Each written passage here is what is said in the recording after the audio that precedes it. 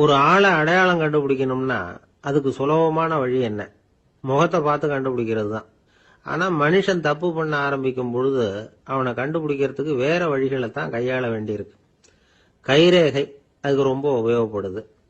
கைரேகைகள் ஒருத்தருக்கு இருக்கிறது மாதிரி இன்னொருத்தருக்கு இருக்கிறது இல்ல.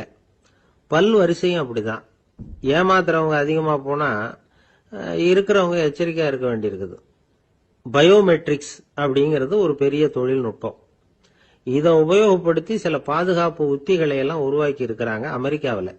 வீட்டுக்கு சொந்தக்காரர் குரல் கொடுத்தா கதவு திறக்கும், அல்லது அவர் கை வச்சா கதவு திறக்கும். மற்றவங்க யாரு என்ன பண்ணாலும் கதவு திறக்காது. இது ஒரு முறை. அவரோட குரல் அல்லது கைரேகை ஒரு எலக்ட்ரானிக் சாதனத்துல ஏற்கனவே பதிவு பண்ணப்பட்டிருக்கும்.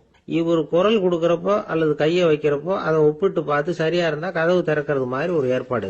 இதே மாதிரி ஒருத்தரோட விழித்திரையில உள்ள இரத்த குழாய் அமைப்பு பாருங்க, அது கூட ஒருத்தருக்கு இருக்கிறது மாதிரி இன்னொருத்தருக்கு இருக்கிறது இல்ல.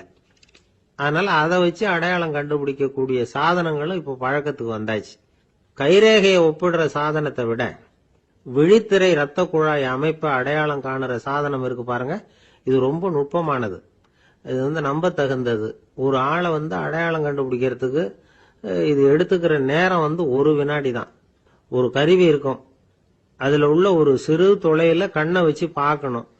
உடனே இந்த சாதனம் குறைந்த சக்தி உள்ள இந்த அகசிவப்பு ஒளியை பாய்ச்சி அவரது விழித்திரையின் இரத்த குழாயை ஆராய்ச்சி பண்ணி ஏற்கனவே அதோட நினைவு பெட்டகத்துல பதிவு பண்ணி வச்சிருக்கிறோமே அந்த அமைப்புகளோட இதை ஒப்பிட்டு பார்த்து சரியான ஆள் தானா இல்லையா அப்படின்னு அடையாளம் காட்டிவிடும்.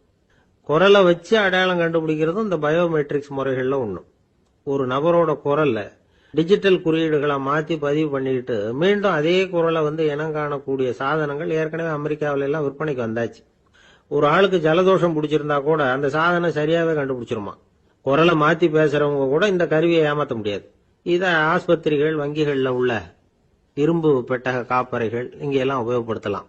குழந்தைகள் உள்ள இடங்களுக்கு இது ரொம்ப உபயோகப்படும்.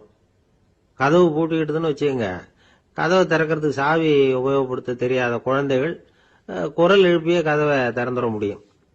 எதிர்காலத்தில் இந்த பயோமெட்ரிக்ஸ் முறை இன்னும் பல ஆச்சரியங்களை ஏற்படுத்தும் அப்படின்னு எதிர்பார்க்கறாங்க. ஸ்டியரிங்க தொட்டதுமே காரு ஸ்டார்ட் ஆயிடும், சாவி வேண்டியதில்லை. காரு சொந்தக்காரர் தொட்டாதான் ஸ்டார்ட் ஆகும், வேற யாராவது தொட்டா ஸ்டார்ட் ஆகாது. ஒரு மனுஷனோட நடை, அவர் டைப் ரைட்டரை தொடுகிற விதம், இதையெல்லாம் வச்சு கூட ஆளை அடையாளம் காணக்கூடிய தொழில்நுட்பம் வரலாம்.